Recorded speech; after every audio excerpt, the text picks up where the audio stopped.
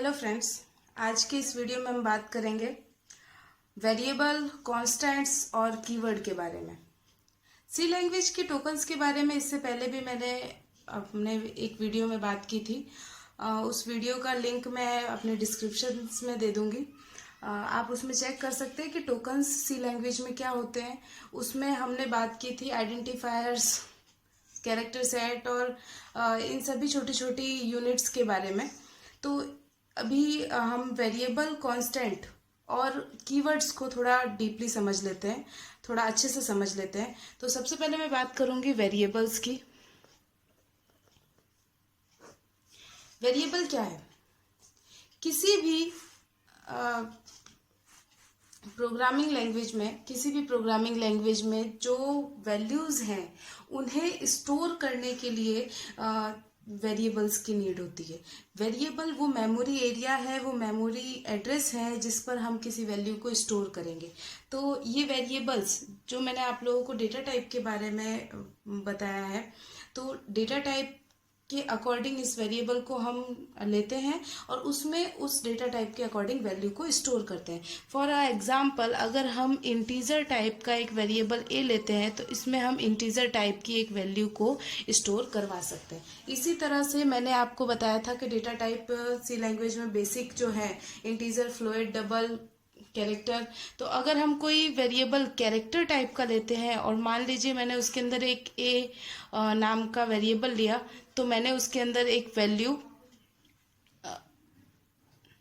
Small ए मैंने यहाँ पर लिया है, इसको स्टोर की। तो ए नाम का मेमोरी में एक एड्रेस, एक मेमोरी एरिया क्रिएट हो जाएगा जिसकी साइज 1 बाइट रहेगी। 1 बाइट क्यों रहेगी? क्योंकि मैंने आपको बताया था कि कैरेक्टर की साइज क्या रहती है, 1 बाइट रहती है। इसमें ए क्या कहते, ए इसके अंदर मैंने स्टोर किया है और इसकी मेमोरी में कोई एड्रेस होगा। तो इस तरह से वेरिएबल जो हमारे डेटा टाइप है उसके अकॉर्डिंग स्टोर किए जा सकते हैं। और इन वेरिएबल्स का यूज करके हम कभी भी, हाँ, वेरिएबल्स और कांस्टेंट, मैंने यहाँ पर 2 वर्ड लिए थे, वेरिएबल और कांस्टेंट। वेरिएबल वो है जिनकी वैल्यू प्रोग्रामिंग के दौरान, ड्यूरिंग प्रोग्रामिंग चेंजेबल होती है, चेंज कर सकते हैं हम रन टाइम में। बट जो कांस्टेंट होता है उसकी जो वैल्यू होती है वो फिक्स्ड होती है। फॉर एग्जांपल, अगर हम पाई की वैल्यू की बात करें, अगर एक सर्कल में, तो पाई की वैल्यू फिक्स है। उस वैल्यू को, वो वैल्यू चेंज ना हो उसके लिए कांस्टेंट का यूज किया जाता है।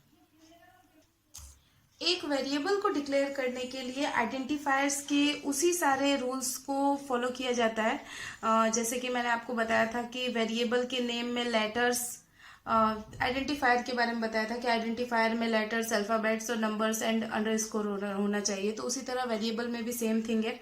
इसके बाद में वेरिएबल का नेम अल्फाबेट या अंडरस्कोर से स्टार्ट हो सकता है। इसके बाद में वेरिएबल के नेम को डिक्लेयर करते समय कोई भी स्पेशल सिंबल का यूज नहीं करना है हमें।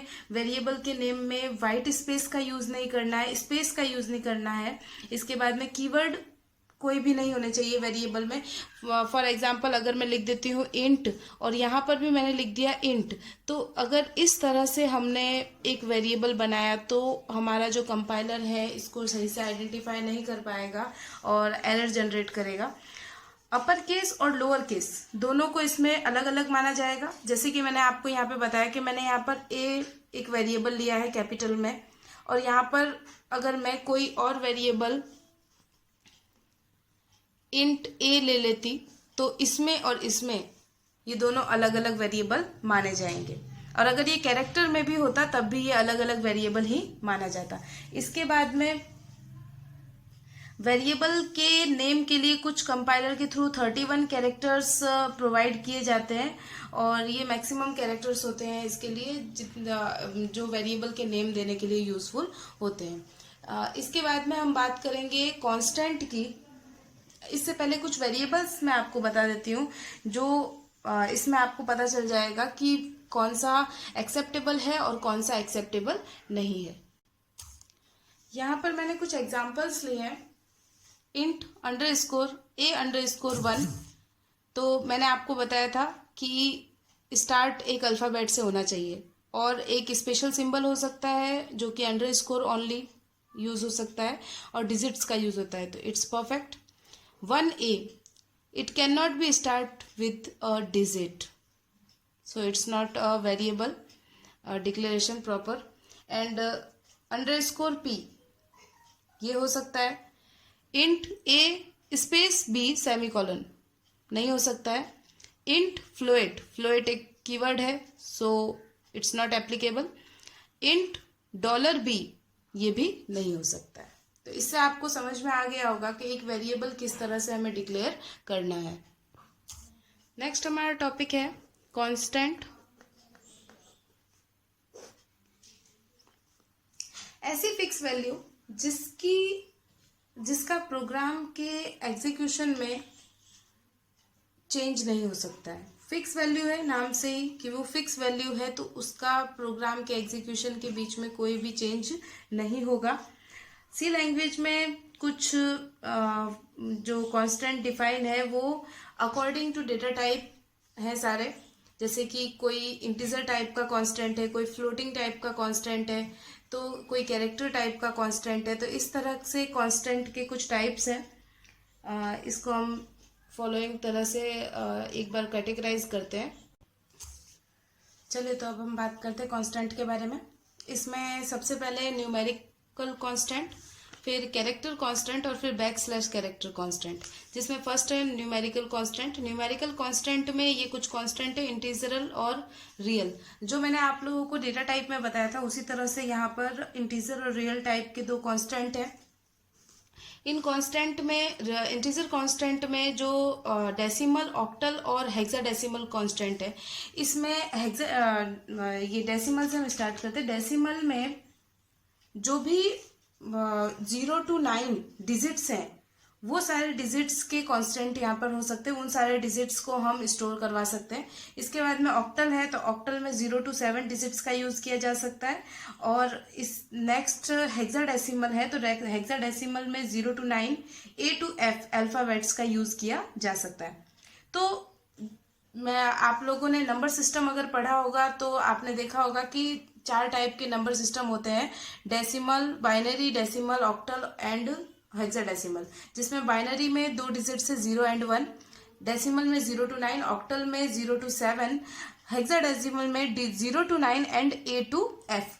तो इस तरह से यहाँ पर भी अगर हम कांस्टेंट डिक्लेयर कर रहे हैं तो डेसिमल, ऑक्टल और हेक्साडेसिमल, इन तीनों के अंदर हम वैल्यूज को उसके अकॉर्डिंग स्टोर करवा सकते हैं।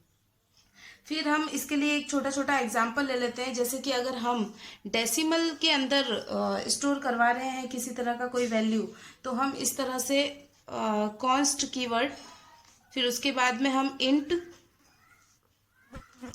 अगर हम हेक्साडेसिमल में वैल्यू को स्टोर करवाना चाहते हैं, सॉरी डेसिमल में, तो हम इस तरह से, मैंने यहाँ पर एक ले लिया कांस्टेंट और इसके अंदर मैंने यहाँ पर एक वैल्यू स्टोर करवा दी है।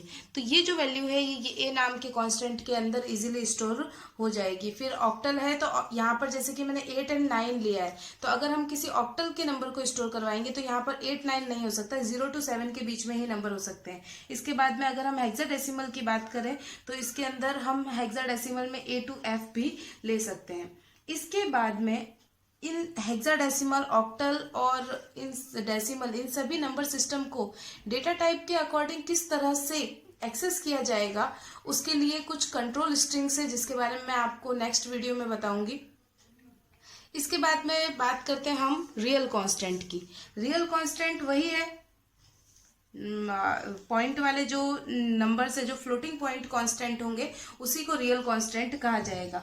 तो इस कांस्टेंट को फ्लोटिंग पॉइंट कांस्टेंट भी कहेंगे, और इसके अंदर डेसिमल वाली जो दशमलव वाली जो संख्याएं जो होगी, पॉइंट वाले जो नंबर्स होंगे, वो सारे पॉजिटिव हो या नेगेटिव हो, दोनों ही इसमें इंक्लूड किए जा सकते हैं।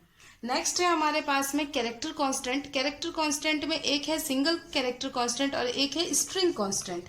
दोनों के अंदर समझना एक बार कि सिंगल कैरेक्टर कांस्टेंट का मतलब है एक सिंगल कैरेक्टर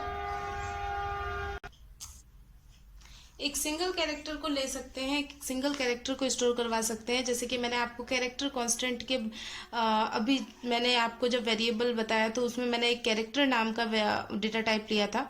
उसी डेटा टाइप के साथ में मैंने बताया था कि ए, और उसके साथ में मैंने यहाँ पर ए नाम के वैल्यू को स्टोर किया है ए नाम के वेरिएबल के अंदर। तो यहाँ पे मैं नाम चेंज कर देती हूँ ताकि कोई कंफ्यूजन ना हो। बी एक वैल्यू है जिसको मैंने ए नाम के एक कैरेक्टर कांस्टेंट के अंदर स्टोर करवाया है। इसके लिए यहाँ पर हमें कॉन्स्ट कीवर्ड लगाना होगा। तो इस तरह से ये बी ए नाम के कांस्टेंट के अंदर, ए नाम के कैरेक्टर कांस्टेंट के अंदर स्टोर हो गया है। इसी तरह से इसके बाद में हम बात करेंगे स्ट्रिंग कांस्टेंट के लिए। तो अगर किसी स्ट्रिंग, जैसे कि ये है, इस स्ट्रिंग को अगर मैं स्टोर करवाना चाहती हूँ तो इसके लिए मुझे स्ट्रिंग कांस्टेंट की नीड होगी। स्ट्रिंग क्या होती है उसको सुनना जरा, कि एक सिंगल कैरेक्टर है तो वो कैरेक्टर कांस्टेंट, बट अगर ग्रुप ऑफ कैरेक्टर है, not a single character, it's about group of character, अगर ग्रुप ऑफ कैरेक्टर है तो हम उसे स्ट्रिंग कहेंगे और स्ट्रिंग को डबल कोट से रिप्रेजेंट किया जाता है। अगर सिंगल कैरेक्टर है तो उसे सिंगल कोट से रिप्रेजेंट करेंगे, और अगर स्ट्रिंग है तो उसको डबल कोट से हमें रिप्रेजेंट करना है। तो इस तरह से single character and string constant आपको समझ में आ गया होगा। इसके बाद में थर्ड कांस्टेंट है हमारा बैकस्लैश कैरेक्टर कांस्टेंट। इसको थोड़ा समझते हैं एक बार। यहाँ पर कुछ बैकस्लैश कैरेक्टर कांस्टेंट मैंने लिखे हैं सी लैंग्वेज में जिनका यूज होता है, जिसमें फर्स्ट है slash a alert bell, slash v back space, slash n new line, r return, slash t horizontal tab, v vertical tab, double quote के लिए इस तरह से, सिंगल कोट के लिए इस तरह से क्वेश्चन मार्क, बैक स्लैश, और ये नल कांस्टेंट, नल जो कैरेक्टर होता है उसके लिए यूज होता है। तो इस तरह से कुछ बैकस्लैश कैरेक्टर कांस्टेंट है। एक बात आपको जो इन सभी के लिए ध्यान रखनी है वो ये है कि ये प्रिंट नहीं होते हैं, ये कभी भी प्रिंट नहीं होते हैं। अगर हमें एक लाइन, हमारा एक सेंटेंस हमारा चल रहा है, उस बीच में अगर हमें न्यू लाइन में, किसी पॉइंट से न्यू लाइन में हमारे नेक्स्ट लाइन को लाना है, तो उस तरह से हम वहाँ पे स्लैश एन अगर यूज कर लेंगे तो वो प्रिंट नहीं होगा, वो डायरेक्ट नेक्स्ट कैरेक्टर को न्यू लाइन के अंदर प्रिंट कर देगा। सो इसी तरह से अगर हम, जैसे हॉरिजॉन्टल टैब है, हम अगर वो यूज करते हैं, तो जैसे मैंने यहाँ पर एक लाइन लिखी,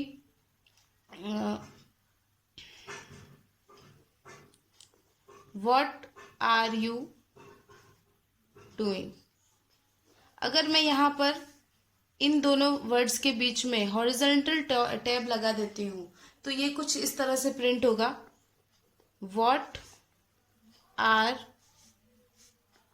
यू डूइंग। जहाँ पर मैंने अगर ये यहाँ पर सिंगल पूरी सीधी लाइन में आएगा पहली बात, और जिस तरह से यहाँ पर आप देखोगे कि यहाँ पर आर के बीच में सिंगल स्पेस था, बट जैसे ही टी लगाया तो उसके बाद में हॉरिजॉन्टल टैब, यानी कि एक 10 वर्ड्स जितना स्पेस यहाँ पर हॉरिजॉन्टल टैब के थ्रू दे दिया जाएगा। उसी तरह वर्टिकल टैब भी वर्क करता है और इन सब का भी इसी तरह वर्क होता है। लास्ट एक कैरेक्टर यहाँ पर दिया हुआ है नल कैरेक्टर, इसका यूज होता है किसी भी जो स्ट्रिंग होगी उसकी एंडिंग को शो करने के लिए इसका यूज किया जाता है। तो इस तरह से आज हम ये जान पाए हैं कि कांस्टेंट कौन कौन से हैं और वेरिएबल कौन कौन से हैं। इसके बाद में हमारा थर्ड टॉपिक था आज का कीवर्ड्स। तो अब हम कीवर्ड्स के बारे में एक बार इंफॉर्मेशन ले लेते हैं। कीवर्ड्स, इसकी डेफिनेशन आप सुनिएगा एक बार, कि ऐसे वर्ड्स, ऐसे रिजर्व वर्ड्स प्रोग्रामिंग लैंग्वेजेस में जिसका कुछ फिक्स मीनिंग और कुछ फिक्स यूज होता है, जिसको कभी भी चेंज नहीं किया जा सकता है, उसे ही कीवर्ड्स कहते हैं। रिजर्व वर्ड, इसका दूसरा नाम क्या है? रिजर्व वर्ड, जिसकी मीनिंग ऑलरेडी रिजर्व्ड है, हम उसकी मीनिंग को चेंज नहीं कर सकते हैं। तो फर्स्ट ऑफ ऑल कीवर्ड्स लिखने के लिए हमेशा स्मॉल लेटर्स का यूज किया जाएगा, और ये टोटल 32 कीवर्ड्स सी लैंग्वेज में प्रोवाइड किए जाते हैं। Auto, break, case, character, const, continue, default, do, double, इस तरह से ये पूरे 32 कीवर्ड्स हैं जिनका अलग अलग यूज़ है। तो नेक्स्ट हम प्रोग्रामिंग्स के थ्रू इन सभी का यूज़ समझेंगे। लेकिन इन सभी का सी लैंग्वेज में या किसी भी प्रोग्रामिंग लैंग्वेज में कीवर्ड्स का अपना अलग मीनिंग और अलग यूज़ होता है जो कि फिक्स्ड होता है। तो आज का ये वीडियो इसी के साथ हम ख़त्म करते हैं। नेक्स्ट वीडियो में मैं और आगे की इन्फॉर्मेशन सी लैंग्वेज के बारे में लेकर के आऊँगी। आपको अगर ये वीडियो अच्छा लगा है, इससे आपको नॉलेज मिली है, तो प्लीज़ वीडियो को सब्सक्राइब, लाइक करें, शेयर करें, चैनल को सब्सक्राइब करें। Thank you for watching.